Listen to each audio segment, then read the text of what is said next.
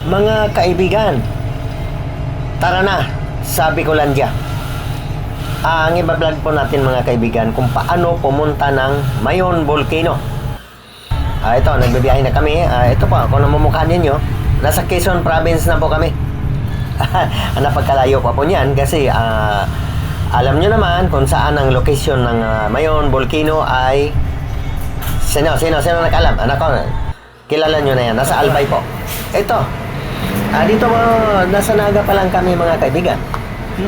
Kung namumukha nyo yan, ayan po yung terminal ng Naga. Yun pala, pag pumunta ka ng Albay, kailangan mag-Naga ka muna. Pasensya na kayo. Kami po ay nahirapan po talaga sa totoo lang kasi unang punta po namin sa Bicol. Alam nyo naman ako, sanay din akong gumala kahit saan-saan, pero iba na pag hindi mo pa alam. Parang nangangapa pa kami sa dilim. Ito na dito na kami sa paanan ng Mount Mayon.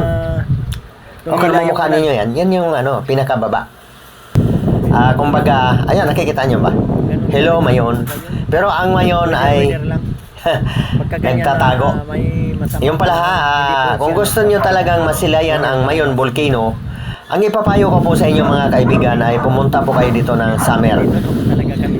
Ang alam ko, April, May daw ang dapat. Kaya lang po, papuntang norte kami sa summer eh. Kaya po, pinuntahan na talaga namin ngayon itong Mayon. Kahit na hindi namin nakita, ibig sabihin, may bigyan ko kayo ng payo. Alam nyo naman ang aking channel laging nagbibigay payo. Natakpan ng lahar. Ibig sabihin, pagdating namin dito talagang maulan. Natakpan pa rin ng ayan Ayan naman, alam nyo naman yan. Ito po yung paanan. Ito po yung sa may Kagsawa Church. Yung marami pa vlog po pa tayo dito mga kaibigan. Yan, mamukha nyo ba yan? Yan po yung